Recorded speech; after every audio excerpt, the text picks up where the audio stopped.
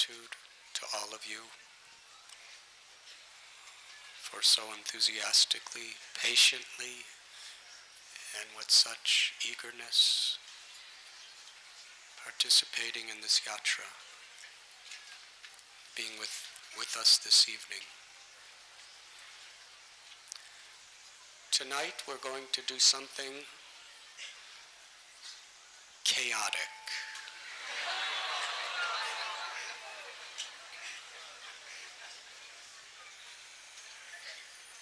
If you're enthusiastic about this, please say Hari Bol loudly.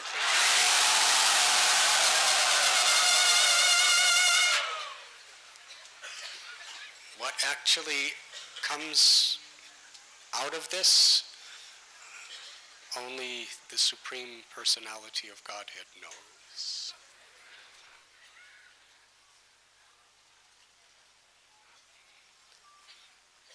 How many were in the last Yatra to South India at Rameshwaram? If you remember, we had our satsangs and kirtans in the temple. But this year, because of so many people, they would not allow us to do that. And the sound system was not appropriate for lectures. And the temple closes somewhat early. So considering all these things, I'm going to speak briefly. Exactly what that means, I'm not sure. And then we are going to have a very swift-moving Harinam procession to the temple and have kirtan there.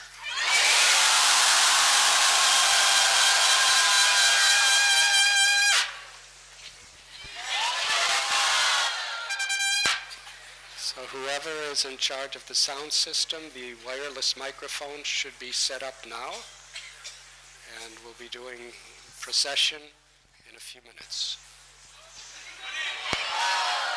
Are they all here, the wireless sound systems? Set up? Batteries? Long Rangers.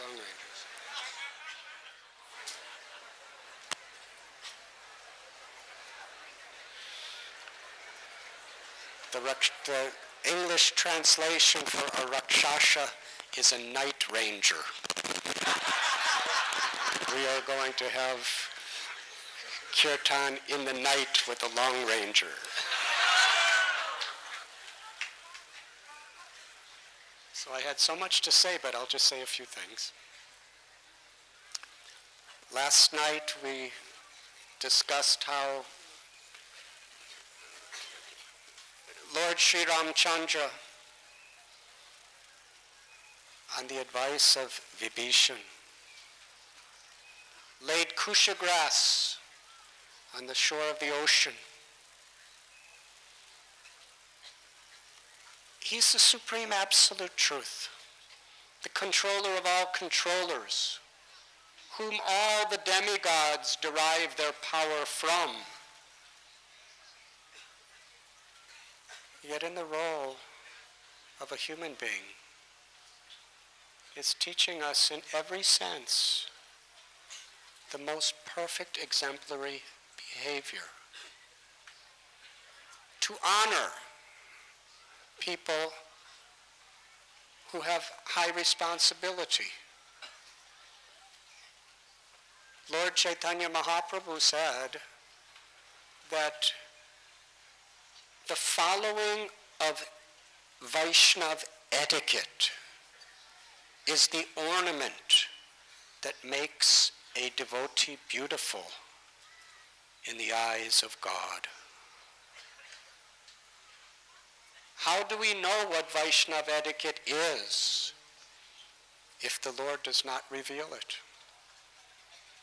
Lord Sri Chaitanya Mahaprabhu, Sri Krishna Chaitanya Radha Krishna Nahe Anya, who is Radha and Krishna descended from Goloka in one form. Before he embarked on his South Indian tour, he begged for the permission of all of the devotees. He said, I cannot go without your blessings. And every moment of Sri Chaitanya Bhagavat and Chaitanya Charitamrita, there is this beautiful jewel of Vaishnava etiquette, which is based on humility, respect, and an eagerness to serve and receive blessings and give blessings. Ramchandra laid on the kusha grass, meditating and praying in his heart for Samudra, the king of the sea, to come before him, to resolve this very, very serious dilemma. Sita was in Sri Lanka. Ram had heard from Hanuman about her dilemma. She was being emotionally tortured, threatened, and at any moment they could try to kill her. And Ram brought this massive army. But except for Hanuman, nobody could crush this massive sea. His separation and love for Sita, soaring, erupting, overflowing in his heart. He was meditating and praying to the sea deity. Tell us the way by which you could be crossed. He followed the etiquette for 3 days and 3 nights, fasting. Nobody came. At that point, Ram, he decided there was another type of etiquette to show. He was following the perfect etiquette toward the Lord of the Sea, but the Lord of the Sea was following no etiquette whatsoever. And the core reason why one makes offenses or aparads is arrogance, the false ego. Lord Ram manifested his emotions as the Supreme Personality of Godhead.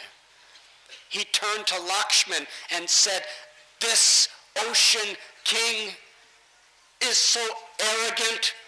I have been sitting here fasting for 3 days and 3 nights, and he doesn't say anything. This is because amongst people who are too much intoxicated by material power and influence, they don't take seriously the humble appeals of others. With all humility, politeness, and gentleness, I have been coming to him. But for such a wretched state of consciousness he is in, he is thinking that humility is a weakness. He is thinking that brute force and harshness is real strength. Arrogant people respect arrogance. But I will devastate his arrogance on this day. I will dry up the ocean into dry desert. Ram's eyes were glowing red with anger as he took his powerful bow and shot 100 arrows. Within seconds, they flew into the sky and fell into the sea. Suddenly, the sea started to boil. Steam, a whole cloud of steam emerged from it. The sea became so agitated. Waves at every part of it were going up as high as mountains. waves a mile high, burning. Even the whales, the sharks, the alligators, and all the fish, they were being thrown by these waves. You just saw whales just flying in the air and flying back and flying in the air and flying back.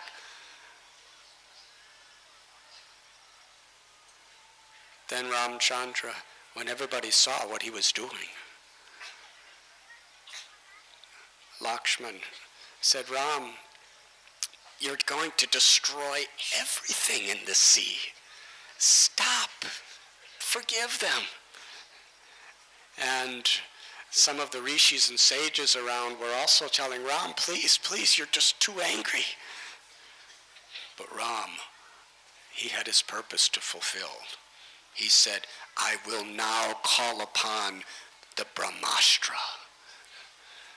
And he pulled that Brahmastra arrow with his eyes raging and held it. And as he did that, thunder, the whole sea, which was tumultuous, boiling over, it receded 10 miles. It was on the verge of devastation, and Ram cried out, today the sea will become dry land, and all of you monkeys, we will run across to Sri Lanka.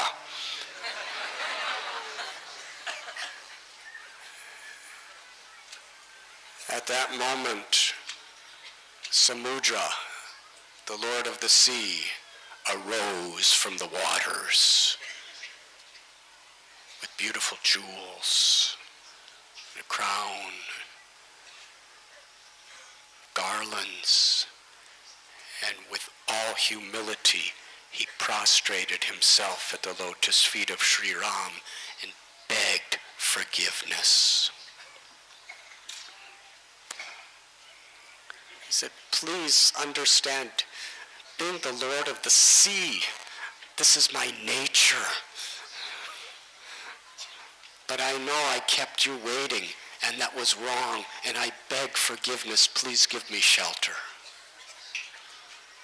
Ram became completely satisfied. He said, now, please tell me how to cross you. Samudra said, within the army of the monkeys is Nala, who is the son of Vishwakarma, who has all the powers of Vishwakarma, the architect, designer of the Devas. Have him arrange and oversee the building of a bridge across me. And I will give all facility and help. None of the aquatics will bother you. And every stone that you put on me will float. Samudra disappeared. Ram gave the order to Nala. He was in ecstasy. What a service to do this for his Lord Sri Ram. He called upon all the leaders of the monkey army and told them exactly what they have to do. He architecturally designed it, and he said, bring all the big trees, all the big stones, mountains, everything you can find, go to the forest, go to the hills, and stack it all up on the seashore. And then we will build the bridge. The Vanaras were wild. Thinking of Sita in Sri Lanka and seeing Ram's separations toward her, there was nothing that they would not do. They were going into the forest, uprooting gigantic trees. Now this is Treta Yuga, where the trees were really trees. Massive trees. And this is before all this logging of Kali Yuga, where now there's only these little trees. These were the virgin trees. Massive. Ripping them out by the roots and stacking them up in the seashore. Thousands and thousands of trees. Others were bringing all sorts of varieties. Some were bringing stones the size of male elephants. Others were ripping off mountain peaks according to their particular strength. Others were bringing entire mountains. And Nala had them getting tons and tons and tons of twines and creepers because he had to bind them all together. Then under Nala's direction, they were taking these trees, these mountains, these boulders, and throwing them into the ocean. And when they threw those massive materials into the ocean, enormous sound of the splashing. And the waves would fly up half a mile high and then settle down. Then they'd bring another monkey would bring a mountain. Another would bring a massive, massive tree, a banyan tree with all of its roots.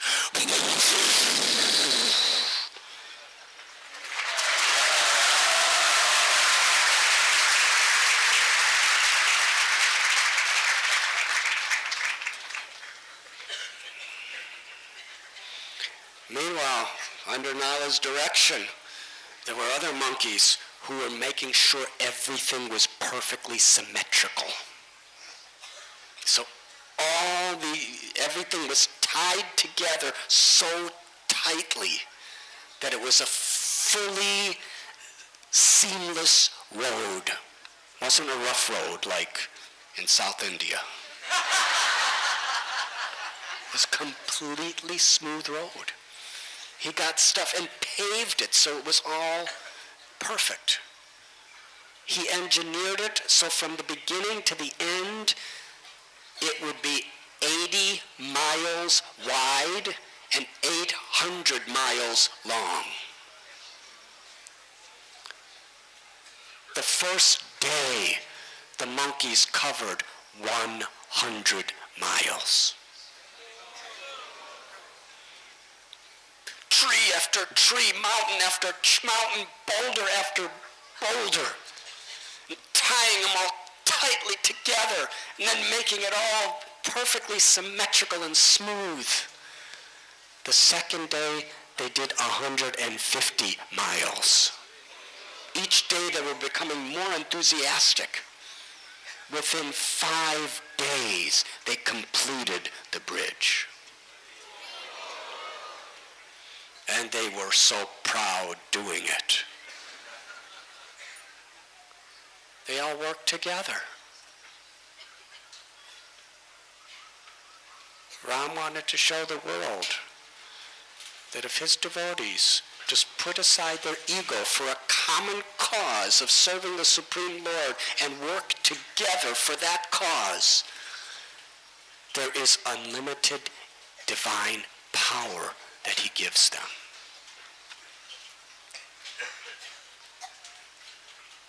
Srila Prabhupada said the strength of our Vaishnava society is our unity. He quoted, "United we stand, divided we fall." He used the example from a fable, where if you have a bunch of sticks all tied tightly together, there is no power that can break that. But if you take each stick out separately, it's not difficult to break. In the same way, on our own, Maya will break us. But if we are united in the cause of the Supreme Lord, in the service of Guru and the Vaishnavas, then Maya has no power to break us.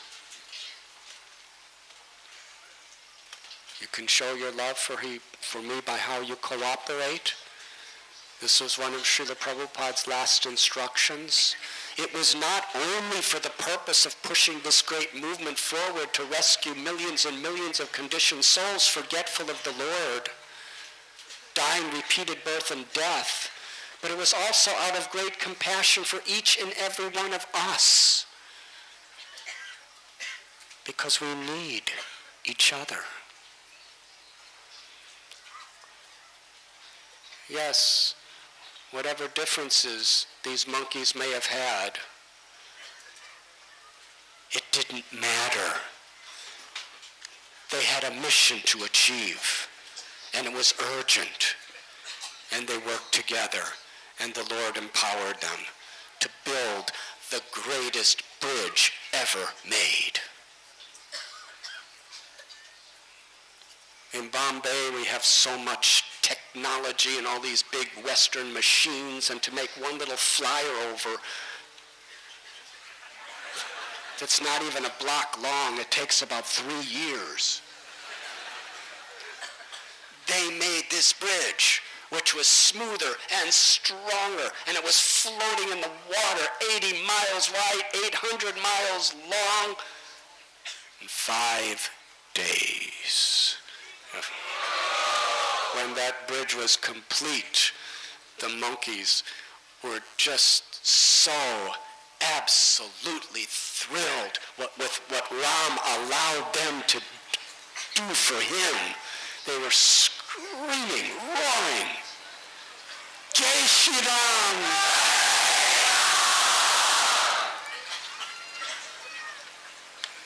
Sugriva told Shri Ram, Hanuman will take you on your back, on his back, and Angada will take Lakshman on his back, and we will all follow behind you. Vibhishan was on the shore of Sri Lanka, guarding the bridge with his 4 ministers, willing to give their lives to annihilate anybody who tried to disturb that bridge.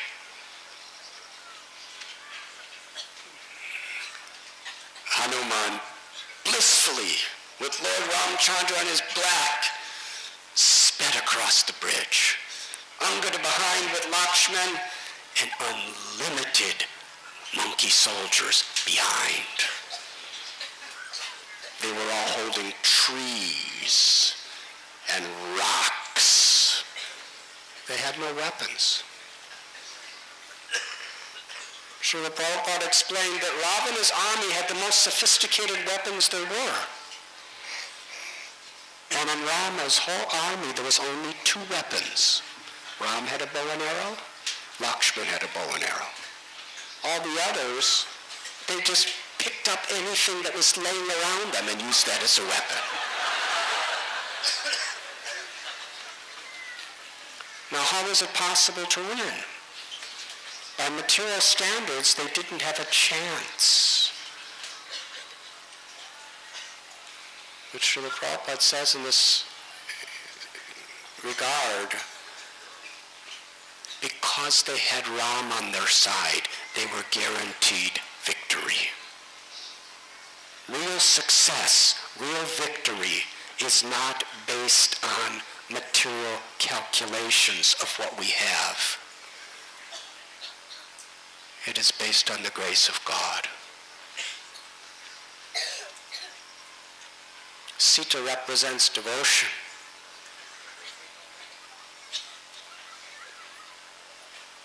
Srila Prabhupada explained that Ram crossed the sea to fight against Maya in the form of Ravana with a band of monkeys. And Prabhupada said, and I crossed the sea to fight against Maya, and all Krishna gave me is monkeys like you. We are very happy to be Prabhupada's monkeys. Srila Prabhupada.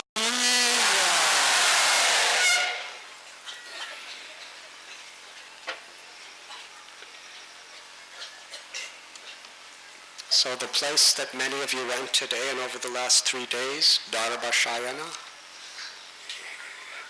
that beautiful, beautiful temple, is the place where Ram performed his tapasya. It's the place where Vibhishan surrendered to him, where the Lord of the Ocean surrendered to him, and where they began the bridge across to Sri Lanka.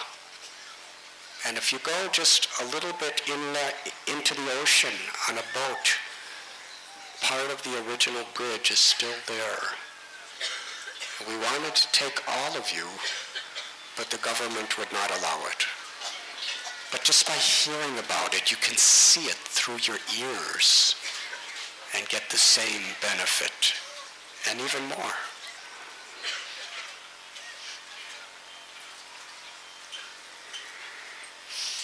As they marched,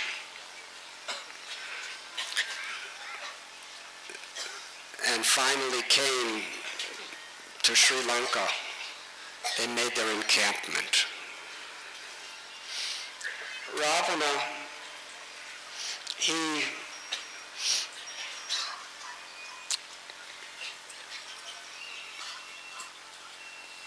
had his Rakshasas want to wreak fear in the monkeys by playing their war drums. There was a tumultuous sound of war drum.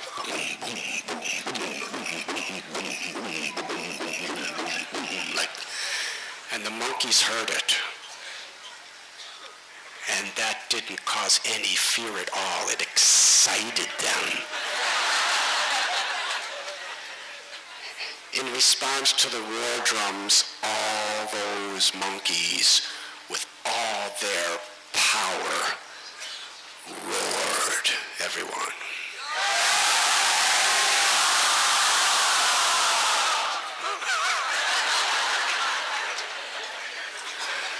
When they roared, they were so angry.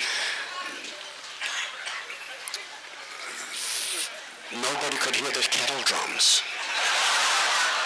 Even the Rakshasas playing the kettle drums couldn't hear anything. All they could hear was this stereophonic roar of the monkeys. What's happening? And that roar caused all the demigods to jump to their feet and squeeze their weapons as hard as they could, ready for battle.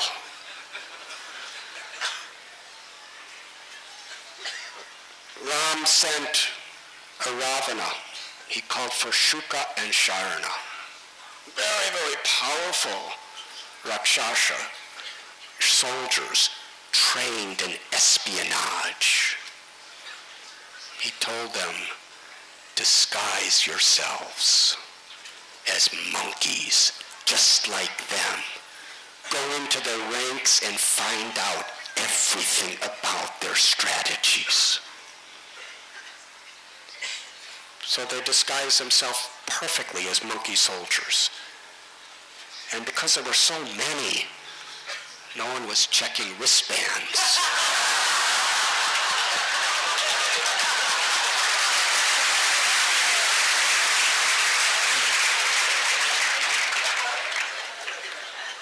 But immediately, Vibhishan recognized them. And he called to some of the other Vanas and said, that's Shuka and Sharana, they are Rakshasa espionage spies of Ravana's army. They grabbed them and started beating them and pummeling them and kneeing them and scratching them and picking them up and throwing them. And Shuka and Sharana cried out, Ram, Ram, we take shelter of you, please spare our lives. Ram said, they are calling my name, bring them here.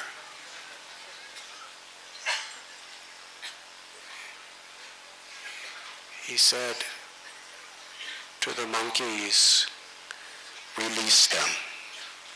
Let them go back to Ravana. In fact, let them look around everything, talk to anyone they want. In fact, whatever they don't find out about, Vibhishan, you tell them everything, honestly. And then you go back to Ravana and tell him, I'm still giving you one more chance. Give back Sita.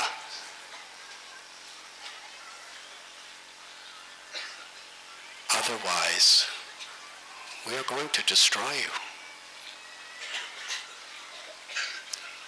Shuka and Sharna went back to Ravana trembling. They just got beat up really bad.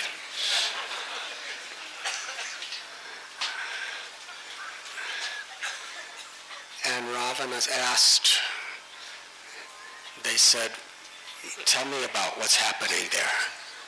So what we saw, it's impossible to tell. Right now, they are surrounding the entire Sri Lanka with unlimited monkey soldiers.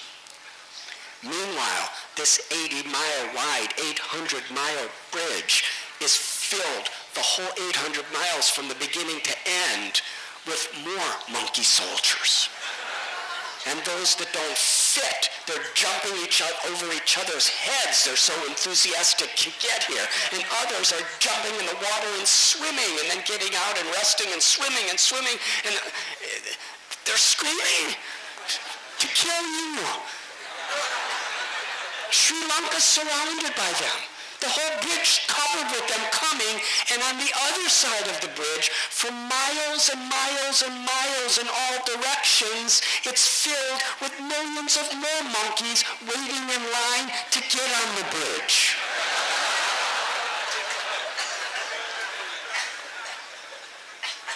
And we're powerful, trained Rakshasas, and those monkeys grabbed us and beat us and practically killed us. But Ram saved us. We saw Ram and Lakshman. For you, they are death personified. They are infallible. They are undefeatable. Either one of them alone could conquer all the three worlds. Ravana, please give back Sita.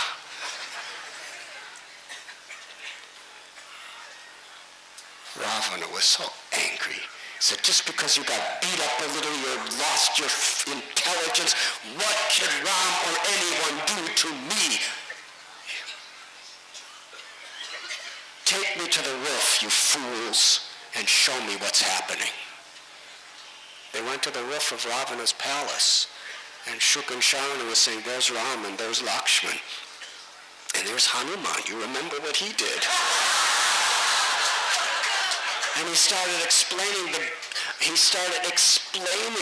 the extent of the strength that they witnessed in Sugriva and Angada and Jambavan and Sushena.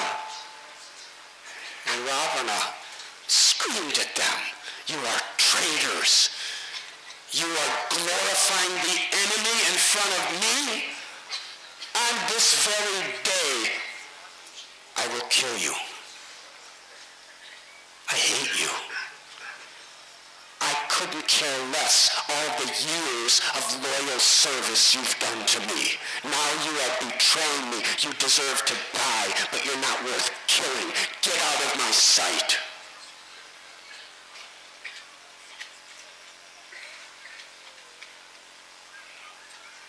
They crossed over one day. They spent the night. The next morning, Ram was ready for battle. See?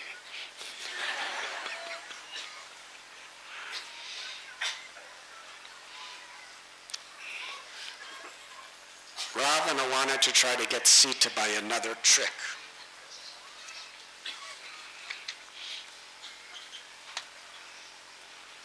There was one Rakshasa who was a magician.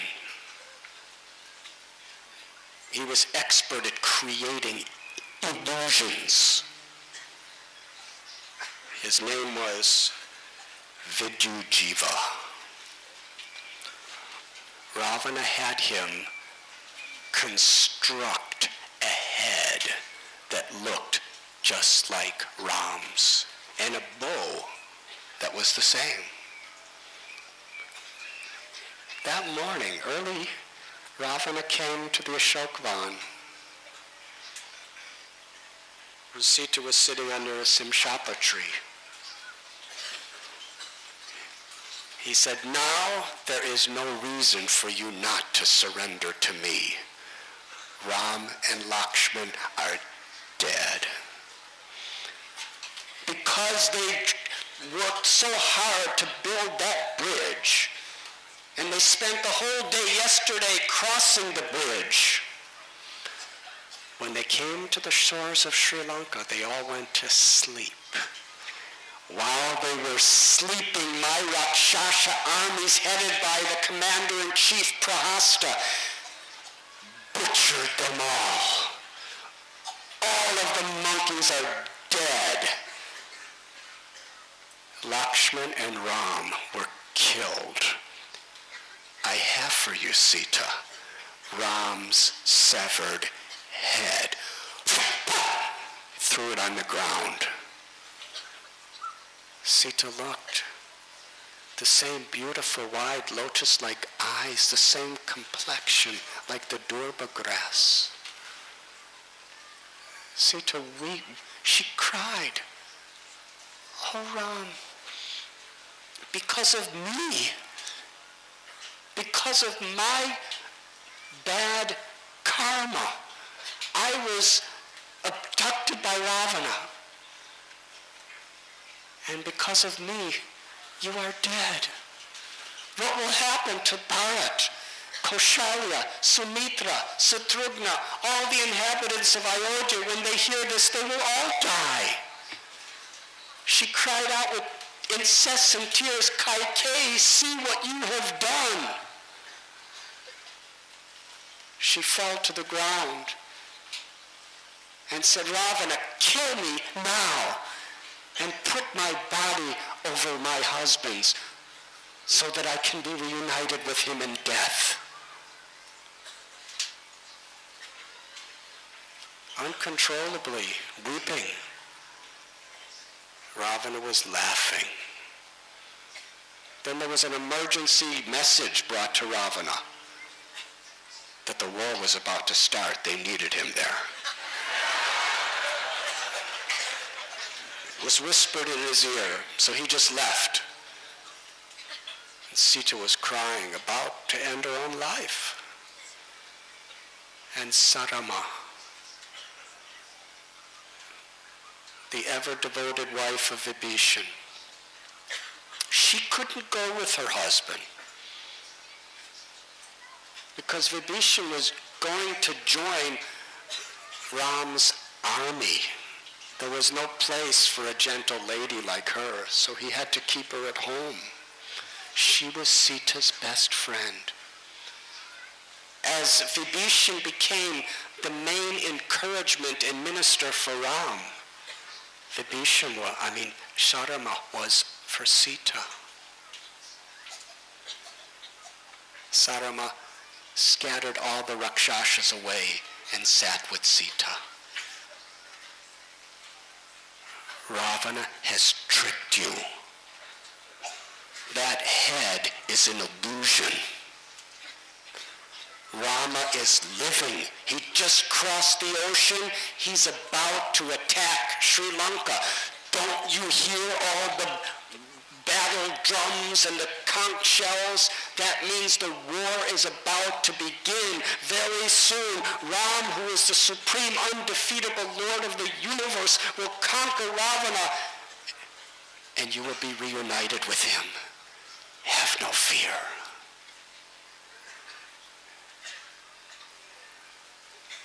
And the war began. Ravana stood on a wall looking out. Meanwhile, Ram and all the commanders were on a mountain. When Sugriva saw Ravana, he couldn't tolerate it. He jumped all the way from the mountain right on Ravana.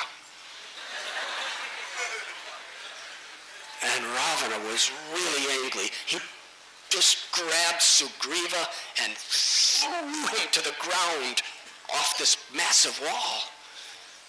And Sugriva just hit the ground and bounced back up right into Ravana's face. They grabbed onto each other on the wall and wrestled. It was really a wrestling match. They were shoving each other's knees in each other. They were scratching each other, punching each other, squeezing each other. They were grunting and groaning. It was really a good match. Finally, they both fell off this massive wall onto the ground, and they were rolling around and somehow or other trying to strangle each other, trying to break each other's limbs, but neither could do it. They were both in massive pain. Then Ravana saw, by his own strength, he cannot defeat this monkey. He will have to kill him by his supernatural mystic powers. And Sugriva knew that he could not compete with him in those powers. So he quickly jumped right back to the mountain where Ram was.